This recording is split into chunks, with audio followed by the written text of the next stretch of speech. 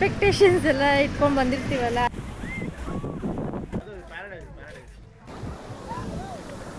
ಮಾಡಿದ್ದು ಇಲ್ಲ,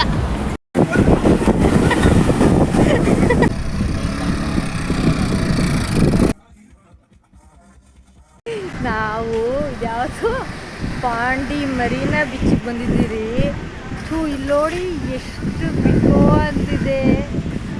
ಇಲ್ಲಿ ಒಳಗಡೆ ಫುಡ್ ಸ್ಟ್ರೀಟ್ ಇದೆ, ಬಟ್ ಎಲ್ಲ ಒಂದೇನೋ ಅಂತ ಎಕ್ಸ್ಪೆಕ್ಟೇಷನ್ಸ್ ಎಲ್ಲ ಇಟ್ಕೊಂಡು ಬಂದಿರ್ತೀವಲ್ಲ, ಅದರಲ್ಲೆಲ್ಲ ಇಳಿಯೋದಕ್ಕೆ ಬರ್ತೀನಿ ಅಂದರೆ ಯಾರೂ ಬರೋದಕ್ಕೆ ಹೋಗ್ಬೇಡಿ, ಅದು ಯಾವುದೂ ಬೀಟ್ ಆಗಲ್ಲ.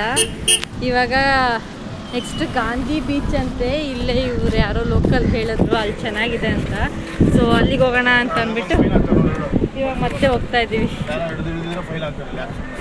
ಇಳ್ದಿದ್ರೆ ಫೈನಾ? ಅಯ್ಯೋ ರಾಮ, ಈ ಬೀಚ್ಗಳಿಗೂ ಸವಾಸನ. ನಮ್ಮ ಕರ್ನಾಟಕದಲ್ಲಿ ಇಲ್ಲದೆ ಇರೋ ಬೀಚ್ಗಳ ಇರೋದು.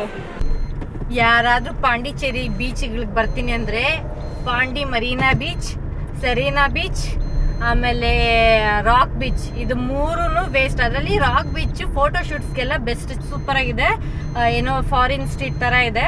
ಬಟ್ ಇದು ಮರೀನಾ ಬೀಚ್ ವರ್ಸ್ಟು, ಆಮೇಲೆ ಸರೀನಾ ಬೀಚ್ ವರ್ಸ್ಟು. ಇವಾಗ ನೆಕ್ಸ್ಟ್ ಗಾಂಧಿ ಬೀಚ್ಗೆ ಹೋಗ್ತಾ ಇದ್ದೀರಿ. ಅಲ್ಲಿ ಹೋಗ್ಬಿಟ್ಟು ಆ ಬೀಚ್ ಹೆಂಗಿದೆ ಅಂತ ನೋಡಿ ಹೇಳ್ತೀನಿ. ಯಾರಾದರೂ ಬರೋ ಹಾಗಿದ್ರೆ, ಆಟ ಆಡೋದಕ್ಕೆಲ್ಲ ಬರ್ತೀನಿ, ಇಲ್ಲಿ ನೀರಲ್ಲೆಲ್ಲ ಇಳಿಯೋದಕ್ಕೆ ಬರ್ತೀನಿ ಅಂದರೆ ಯಾರೂ ಬರೋದಕ್ಕೆ ಹೋಗ್ಬೇಡಿ, ಯಾವುದು ಚೆನ್ನಾಗಿಲ್ಲ ಇಲ್ಲಿ ಬೀಚ್. ಮತ್ತು ಸ್ಮೆಲ್ಲು, ಈ ಮರೀನಾ ಬೀಚಲ್ಲಂತೂ ಹೆವಿ ಸ್ಮೆಲ್, ಅಂದರೆ ಸ್ಮೆಲ್ಲು, ಫಿಶ್ದು ಸ್ಮೆಲ್ಲು ಚೆನ್ನಾಗೇ ಇಲ್ಲ, ಯಾರೂ ಬರೋದಕ್ಕೆ ಹೋಗ್ಬೇಡಿ.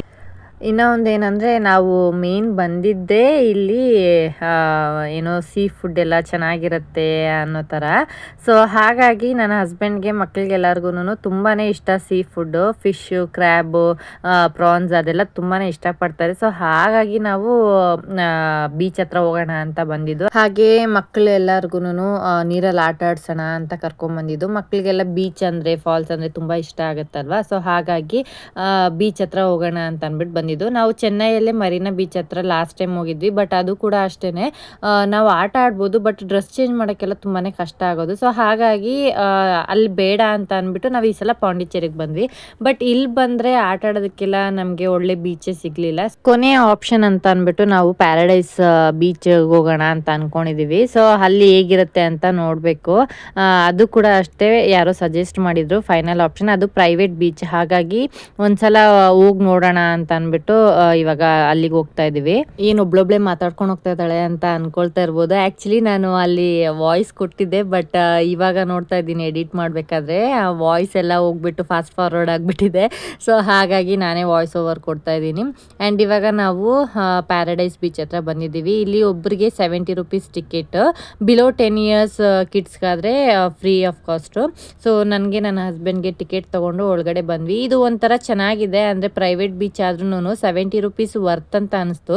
ಬಿಕಾಸ್ ನಾವು ಇವಾಗ ಸ್ವಿಮ್ಮಿಂಗ್ ಪೂಲ್ಗೆಲ್ಲ ಹೋಗಬೇಕು ಅಂತಂದರೆ 100 ರೂಪೀಸ್ ಎಲ್ಲ ಚಾರ್ಜ್ ಮಾಡ್ತಾರೆ, 1 ಅವರ್ಗೆಲ್ಲ ಚಾರ್ಜ್ ಮಾಡ್ತಾರೆ. ಬಟ್ ಇಲ್ಲಿ 70 ರೂಪೀಸ್ ಟಿಕೆಟ್ ತೊಗೊಂಡು ಇನ್ನಾದ್ವಿ ಅಂದರೆ ನಮಗೆ ಒಂಥರ ಗೋವಾ ಫೀಲ್ ಬರುತ್ತೆ. ಅಂದರೆ ಅಲ್ಲಿ ಬಾರ್ ಕೌಂಟರ್ಸ್, ಹಾಗೆ ಫುಡ್ ಕೌಂಟರ್ಸ್, ಹಾಗೆ ಮ್ಯೂಸಿಕ್, ಈ ಥರದ್ದೆಲ್ಲ ಇರುತ್ತೆ. ಆ್ಯಂಡ್ ಆ್ಯಕ್ಟಿವಿಟೀಸ್ ಕೂಡ ಇರುತ್ತೆ. ಸೊ ಹಾಗಾಗಿ ಇದೊಂಥರ ಚೆನ್ನಾಗಿರುತ್ತೆ. ಆ್ಯಂಡ್ ನಾವು ಬರಬೇಕಾದ್ರೆ ಲಂಚ್ ಏನೂ ಮಾಡಿರಲಿಲ್ಲ, ಆ್ಯಂಡ್ ತುಂಬ ಹೊಟ್ಟೆ ಶಿತ ಇತ್ತು. ಹಾಗಾಗಿ ಅಲ್ಲಿ ಫ್ರೈಡ್ ರೈಸ್ ತೊಗೊಂಡ್ವಿ. ಸ್ವಲ್ಪ ಫುಡ್ ಪ್ರೈಸ್ ಎಲ್ಲ ಸ್ವಲ್ಪ ಜಾಸ್ತಿನೇ ಇರುತ್ತೆ, ಬಟ್ ಏನೂ ಪ್ರಾಬ್ಲಮ್ ಇಲ್ಲ, ಬಿಕಾಸ್ ಒಂದು ಒಳ್ಳೆ ನೇಚರ್ ಅಂತಲೇ ಹೇಳ್ಬೋದು.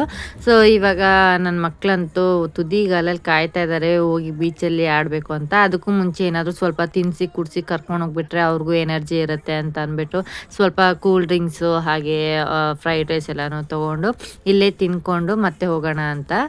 ಹಾಗೆ ನೀವೆಲ್ಲ ಕೇಳ್ತಾ ಇರ್ತೀರಾ, ನಿಮಗೆ ವೀಡಿಯೋಸ್ ಎಲ್ಲ ಯಾರು ಮಾಡಿಕೊಡ್ತಾರೆ, ನಿಮ್ಮ ಕ್ಯಾಮ್ರಾಮ್ಯಾನ್ ಯಾರು ಅಂತೆಲ್ಲ ಕೇಳ್ತಾ ಇರ್ತೀರಾ. ಕ್ಯಾಮ್ರಾಮ್ಯಾನ್ ಎಲ್ಲ ಅಂತ ಯಾರೂ ಇಲ್ಲ. ಕೆಲವೊಂದು ವೀಡಿಯೋಸ್ನೆಲ್ಲ ನಾನೇ ಸೆಲ್ಫ್ ಮಾಡ್ಕೊಳ್ತೀನಿ. ಹಾಗೆ ಕೆಲವೊಂದು ವೀಡಿಯೋಸ್ ಅಂದರೆ ಆಲ್ಮೋಸ್ಟ್ ವೀಡಿಯೋಸ್ ಎಲ್ಲ ನನ್ನ ಮಗಳು ಮಾಡಿಕೊಡುತ್ತೆ. ಸಮ್ ಟೈಮ್ಸ್ ನನ್ನ ಹಸ್ಬೆಂಡ್ ವೀಡಿಯೋಸ್ ಮಾಡಿಕೊಡ್ತಾರೆ. ಆ್ಯಂಡ್ ಈ ವಿಡಿಯೋ ನನ್ನ ಹಸ್ಬೆಂಡೇ ಮಾಡ್ತಾ ಇರೋದು. ಜೀಪು ನಿಂಗೆ ಓಡ್ಸಕ್ಕೆ ಬರುತ್ತಾ?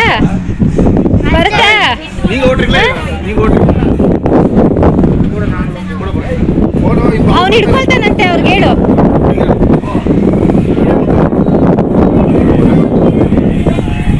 ಹತ್ರಿ ಟೈಮಿಂಗ್ಸಾ ಇಲ್ಲ ಅವರ ರೌಂಡ ಅಪ್ಪಣ್ಣ ಫುಲ್ಲ ಮತ್ತೆ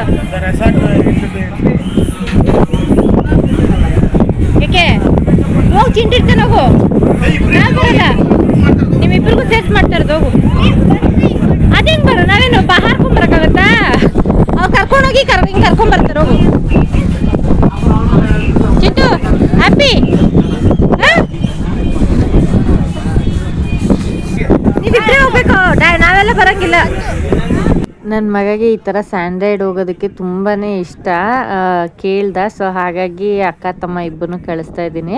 ಆ್ಯಂಡ್ 1 ರೌಂಡ್ಗೆ ಒಬ್ಬರಿಗೆ 350 ರುಪೀಸ್ ಅಂತೆ. ಸೊ ಇಬ್ಬರನ್ನು ಕಳಿಸ್ದೆ ನಾನು. ನನ್ನ ಮಗ ಒಬ್ಬನೊಬ್ಬನೇ ಈ ಥರ ಎಲ್ಲೂ ಹಂಗೆ ಹೋಗಿದ್ದೇ ಇಲ್ಲ, ನನ್ನ ಜೊತೆನೇ ಯಾವಾಗಲೂ ಹೋಗ್ತಾ ಇದ್ದಿದ್ದು. ಇವಾಗಲೂ ಅಷ್ಟೇ ಅವ್ರ ಅಕ್ಕ ಇರೋದಕ್ಕೋಸ್ಕರ ಹೋಗ್ತಾ ಇದ್ದಾನೆ, ಇಲ್ಲಾಂದಿದ್ರೆ ಹೋಗ್ತಾ ಇರಲಿಲ್ಲ. ಜಸ್ಟ್ 1 ರೌಂಡ್ ಅಷ್ಟೇ, ಈ ರೆಸಾರ್ಟ್ ಏನಿದೆಯಾ ಅಷ್ಟು 1 ರೌಂಡ್ ಹೋಗಿ ಕರ್ಕೊಂಡು ಬರ್ತಾರೆ. ಸೊ ನನ್ನ ಮಗ ಸಿಕ್ಕಾಪಟ್ಟೆ ಇಷ್ಟ. ಆ್ಯಕ್ಚುಲಿ ಅವ್ನ ಬರ್ಡೇಗೆ ಜೀಪ್ ಎಲ್ಲ ಕೊಡ್ಸೋಣ ಅಂತ ಅಂದ್ಕೊಂಡಿದ್ವಿ, ಬಟ್ ಇಲ್ಲಿ ನಮ್ಮ ಮನೆ ಹತ್ರ ಎಲ್ಲ ಅಷ್ಟೊಂದು ಸ್ಪೇಷಿಯಸ್ ಆಗಿ ಜಾಗ ಇಲ್ಲ, ಹಾಗಾಗಿ ನಾವು ಅವ್ನು ಕೊಡಿಸ್ಲಿಲ್ಲ.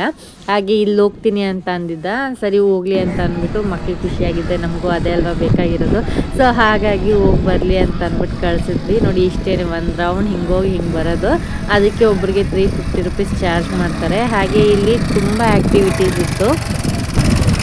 ಹೆಂಗಿತ್ತು? ಆಯ್ತಾ?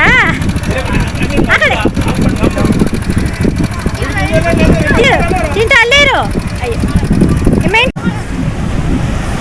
ಬೀಚಿಗೆ ಬಂದರೆ ಸಾಕು, ನನ್ನ ಮಗಳು ಕಾಲು ನೆಲದ ಮೇಲೇ ಇರಲ್ಲ. ಯಾವಾಗ ಹೋಗಿ ನೀರಾಗಿ ಬೀಳ್ತೀನಿ ಅಂತ ಕಾಯ್ತಾ ಇತ್ತು ಅದು. ಆ ಕಡೆ ಹೋಗು ಮಗಳೇ, ಇಲ್ಲಿದೆ. ನಾಡು ಬಂದಿದ್ದೆ, ನನ್ನ ಮಗಳಂತೂ ಬೀಚಲ್ಲಿ ಹೋಗಿ ಇಳಿಯೋವರೆಗೂ ಸಮಾಧಾನನೇ ಇರಲಿಲ್ಲ. ಅವರಪ್ಪ ಜೊತೆ ಹೋಯ್ತು ಅಂದರೆ ಅದಕ್ಕೆ ಅವಾಗ್ಲಿಂದನೂ ನೀರಂದರೆ ಅಷ್ಟೆಲ್ಲ ಭಯ ಇಲ್ಲ. ಅವರಪ್ಪ ಜೊತೆ ಏನು ಬಾವಿಯಲ್ಲಿ ಸ್ವಿಮ್ ಮಾಡೋಕ್ಕೆ ಹೋಗ್ತಾರೆ, ಸ್ವಿಮ್ಮಿಂಗ್ ಪೂಲಲ್ಲಿ ಸ್ವಿಮ್ ಮಾಡೋಕ್ಕೆ ಹೋಗ್ತಾರೆ. ಆ್ಯಂಡ್ ನಾನು ಆಲ್ಮೋಸ್ಟ್ ಮಕ್ಕಳಿಗೆ 3 ಮಂತ್ಸ್ ಇರಬೇಕಾದ್ರಿಂದನೇ ನಾನು ಟ್ರಾವೆಲಿಂಗ್ ಎಲ್ಲ ಸ್ಟಾರ್ಟ್ ಮಾಡಿದೆ. ತುಂಬ ಜನ ಕೇಳ್ತಾರೆ, ನಿಮ್ಮ ಮಕ್ಕಳಿಗೆ ಎಷ್ಟು ಬೇಗ ಕಂಫರ್ಟಬಲ್ ಆಗುತ್ತೆ ಹೊರಗಡೆ ಬಂದರೆ? ತುಂಬ ಜನ ಮಕ್ಕಳು ಅಳ್ತಾರೆ, ಗಲಾಟೆ ಮಾಡ್ತಾರೆ, ಹೊರಗಡೆಗೆ ಹೋದರೆ ಸೆಟ್ ಆಗಲ್ಲ, ವೆದರ್ ಸೆಟ್ ಆಗಲ್ಲ, ಹುಷಾರಿಲ್ದಂಗೆ ಆಗುತ್ತೆ ಅಂತ. ಬಟ್ ನನ್ನ ಮಕ್ಳಿಗೆ ಯಾವತ್ತೂ ಆ ಥರದ್ದೆಲ್ಲ ಪ್ರಾಬ್ಲಮ್ಸ್ ಆಗೇ ಇಲ್ಲ. ಯಾಕೆಂದರೆ ಅವ್ರಿಗೆ ನಾನು 3-4 ಮಂತ್ಸಿಂದನೇ ಟ್ರಾವೆಲಿಂಗ್ ಎಲ್ಲ ಸ್ಟಾರ್ಟ್ ಮಾಡಿಬಿಟ್ಟೆ. ಸೊ ಹಾಗಾಗಿ ಅವ್ರಿಗೆ ಎಲ್ಲ ಥರದ ಕ್ಲೈಮೇಟು ಅಡ್ಜಸ್ಟ್ ಆಗಿಬಿಟ್ಟಿದೆ. ಸೊ ಎಲ್ಲೇ ಹೋದ್ರೂ ಕಾನ್ಫಿಡೆಂಟಾಗಿ ಹೋಗ್ಬೋದು, ಏನು ಪ್ರಾಬ್ಲಮ್ ಆಗಲ್ಲ ಅಂತ. ಬಟ್ ಪ್ರಿಕಾಷನ್ಸ್ಗೆ ನಾನು ಮಕ್ಳಿಗೆ ಯಾವ ಥರ ಸಿರಪ್ ಬೇಕು, ಮೆಡಿಸಿನ್ಸ್ ಬೇಕು, ಅದನ್ನೆಲ್ಲ ನಾನು ಕ್ಯಾರಿ ಮಾಡಿರ್ತೀನಿ. ಬಟ್ ದೇವ್ರ ದಯದಿಂದ ಆ ಥರದ್ದೆಲ್ಲ ಏನು ಪ್ರಾಬ್ಲಮ್ ಆಗಿರಲ್ಲ. ಕೆಲವೊಂದು ಪೇರೆಂಟ್ಸ್ ಏನು ಮಾಡ್ತಾರೆ, ಮಕ್ಕಳನ್ನ ತುಂಬ ಪ್ಯಾಂಪರಾಗಿ ಟ್ರೀಟ್ ಮಾಡ್ತಾರೆ. ಅಂದರೆ ಹೊರಗಡೆಗೆ ಹೋಗ್ಬಿಟ್ರೆ ಎಲ್ಲಿ ಕೋಲ್ಡ್ ಆಗಿಬಿಡುತ್ತೋ, ಎಲ್ಲಿ ಇನ್ಫೆಕ್ಷನ್ ಆಗಿಬಿಡುತ್ತೋ ಅಂತ. ಸೊ ಅದೇ ಥರ ಇದ್ಬಿಟ್ರೆ ಮಕ್ಕಳಿಗೆ ನೆಕ್ಸ್ಟ್ ನೀವು ಎಲ್ಲೇ ಕರ್ಕೊಂಡು ಹೋದ್ರೂ ಅವ್ರಿಗೆ ಆ ಥರ ಕ್ಲೈಮೇಟ್ ಸೆಟ್ ಆಗಲ್ಲ, ಮತ್ತು ಅವ್ರಿಗೆ ಜನ ಜಾಸ್ತಿ ಇರೋ ಕಡೆ ಎಲ್ಲ ಕಿರಿಕಿರಿ ಆಗುತ್ತೆ, ಆ ಥರದ್ದೆಲ್ಲ ಪ್ರಾಬ್ಲಮ್ಸ್ ಆಗುತ್ತೆ. ಸೊ ಹಾಗಾಗಿ ಅವಾಗ ಈ ಥರ ಕರ್ಕೊಂಡು ಬರ್ತಾಯಿದ್ರೆ ಅವ್ರಿಗೂ ಒಂಥರ ಚೆನ್ನಾಗಿರುತ್ತೆ. ನನ್ನ ಮಗ ಆಡ್ತಾಯಿದ್ದೆ, ಯಾರೋ ಒಬ್ರು ಬಂದು ಅವನ ಜೊತೆ ಅವರು ಮಕ್ಕಳಾಗಿ ಆಟ ಆಡ್ತಾಯಿದ್ರು. ನನ್ನ ಮಗ ಆ ಥರ ಯಾರ ಜೊತೆನೂ ಬೆರೆಯಲ್ಲ, ಬಟ್ ಯಾರೋ ಅವ್ರು ಬಂದು ಅವ್ರ ಪಾಡ್ಗೆ ಅವ್ರು ಕುತ್ಕೊಂಡು ಅವ್ನಿಗೆ ಇದು ಮಾಡ್ತಾಯಿದ್ರೆ ಅವನು ನೋಡಿ ನಗೀತಾ ಇದ್ದ. ಸೊ ಇನ್ನು ಬೀಚ್ಗೆಲ್ಲ ಬಂದರೆ ನನ್ನ ಮಗ ಅಷ್ಟು ನೀರಿಗೆಲ್ಲ ಹೋಗಲ್ಲ, ಆದಷ್ಟು ದಡದಲ್ಲೇ ಕೂತ್ಕೊಂಡು ಈ ಥರ ಏನಾದರೂ ಒಂದು ಆಟ ಆಡ್ತಾ ಇರ್ತಾನೆ. ಅವನಿಗೆ ಅಲ್ಲಿ ನೀರು ಬರುತ್ತೆ, ಇಲ್ಲಿ ಮರಳೆಲ್ಲ ತೆಗೆದ್ರೆ ಅಂತ ಅಂದ್ಬಿಟ್ಟು ಅವ್ರ ಅಕ್ಕ ಹೇಳ್ಬಿಟ್ಟಿದ್ದಾರೆ. ಸೊ ಅದಕ್ಕೆ ಅವನು ಹೋಗಿ ಮರಳು ತೆಗಿತಾನೇ ಇದ್ದ. ಸೊ ಇದೆಲ್ಲ ನೋಡೋದಕ್ಕೆ ಒಂಥರ ಖುಷಿಯಾಗುತ್ತೆ. ನಾವೆಲ್ಲ ಅಂತೂ ಚಿಕ್ಕ ವಯಸ್ಸಲ್ಲಿ ನಾವೆಲ್ಲ ಟ್ರಿಪ್ಪಿಗೆ ಹೋಗಿರೋ ನೆನಪೇ ಇಲ್ಲ. ಬಟ್ ನನ್ನ ಮಕ್ಕಳಿಗೆ ಆ ಥರ ಎಲ್ಲ ಎಲ್ಲ ಕಡೆ ಕರ್ಕೊಂಡೋಗ್ಬೇಕು, ಎಲ್ಲ ಕಡೆ ತೋರಿಸ್ಬೇಕು ಅನ್ನೋದು ಒಂದು ನನಗಿದೆ. ಅಂದರೆ ಅವ್ರಿಗೂ ಫ್ಯೂಚರಲ್ಲಿ ಎಲ್ಲೂ ಕರ್ಕೊಂಡೋಗಿಲ್ಲ ಅನ್ನೋ ಫೀಲ್ ಇರಬಾರ್ದು. ಬಿಕಾಸ್ ನಾವು ಇವಾಗ ಫೀಲ್ ಮಾಡ್ಕೊಳ್ತೀವಿ, ಆವಾಗ ನಮ್ಮನ್ನು ಯಾರೂ ಕರ್ಕೊಂಡೋಗಿಲ್ಲ ಅಂದರೆ ನಮ್ಮ ಪರಿಸ್ಥಿತಿಗಳ ಕಡೆ ಆವಾಗ ಹಾಗೆ ಇತ್ತು. ಸೊ ಹಾಗಾಗಿ ಇವಾಗ ನಮ್ಮ ಕೈಯಲ್ಲಿ ಆಗುತ್ತೆ, ನಮ್ಮ ಕೈಯಲ್ಲಿ ಶಕ್ತಿ ಇದೆ. ಸೊ ಹಾಗಾಗಿ ನನ್ನ ಮಕ್ಕಳನ್ನ ಕರ್ಕೊಂಡೋಗ್ಬೇಕು, ಎಲ್ಲ ಕಡೆ ಎಲ್ಲಾನು ತೋರಿಸ್ಬೇಕು ಅನ್ನೋದೊಂದು ಆಸೆ. ಮಾಡಿದ್ದು ಇಲ್ಲ ಮತ್ತೆ ಬಂದ್ಬಿಟ್ಟಿದ್ಯಾ? ಇಲ್ಲ, ಗಾಡಿ ಹೇಳಿದ್ರು ಇನ್ನು ಸ್ವಲ್ಪ ನಾನು ಒಂದೆರಡು ಈಜು ಆಡ್ಬಿಟ್ಟು ಬರ್ತೀವಿ, ಅಲ್ಲಿವರೆಗೂ ತಗೊಂಡೋಗಿದೆ. ಸರ್ ಆಯ್ತು ಸರ್, ನಿಮ್ದು ಗೂಡು ಕಟ್ಟಿ ಆಯ್ತಾ?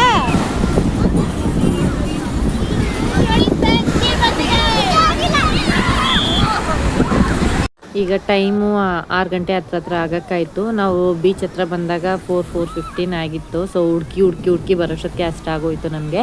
ಸೊ ಹಾಗಾಗಿ ಇವಾಗ ನಾವು ಹೊರಡೋಣ ಅಂತ, ಬಿಕಾಸ್ ನಾವು ಬ್ಯಾಂಗ್ಳೂರ್ ರೀಚ್ ಆಗೋಷ್ಟಕ್ಕೆ ಲೇಟ್ ಆಗುತ್ತೆ ಅಂತ ಅಂದ್ಬಿಟ್ಟು ನಾವು ಸ್ಟೇ ಆಗೋಣ ಅಂತ ಅಂದ್ಕೊಂಡ್ವಿ. ಬಟ್ ನನ್ನ ಹಸ್ಬೆಂಡ್ ಬೇಡ ಪರವಾಗಿಲ್ಲ ಹೋಗ್ಬಿಡೋಣ ಅಂತ. ಅಂದರೆ ನಮ್ಮ ಮನೆಗೆ ಹೋಗಿ ನಾವು ಇರೋದು ಒಂಥರ ಚೆನ್ನಾಗಿರುತ್ತಲ್ವ. ಸೊ ಹಾಗಾಗಿ ಹೋಗ್ಬಿಡೋಣ ಅಂತ ಅಂದ್ಬಿಟ್ಟು ಇಲ್ಲಿ ಚೇಂಜಿಂಗ್ ರೂಮು ಮತ್ತು ಸ್ನಾನ ಮಾಡೋದಕ್ಕೆ ಪ್ರತಿಯೊಂದಕ್ಕೂ ಅನುಕೂಲವಾಗಿದೆ. ಸೊ ಹಾಗೆ ಅಲ್ಲಿ ಸ್ನಾನ ಎಲ್ಲ ಮಾಡಿಸಿ ಮಕ್ಕಳನ್ನ ಅಲ್ಲಿಂದ ನಾವು ಇವಾಗ ಹೊರಟಿದ್ದೀವಿ. ಕೊನೆಗೂ ಬೀಚ್ ಅಂತ ಬಂದ್ವಿ. 3-4 ಬೀಚ್ನ ಹುಡುಕಿ ಒಂದೊಳ್ಳೆ ಬೀಚಿಗೆ ಬಂದ್ವಿ. ಮಕ್ಕಳು ಅಷ್ಟೇ ತುಂಬಾ ಖುಷಿ ಪಟ್ಟರು ಬಂದಿದ್ದಕ್ಕೂ.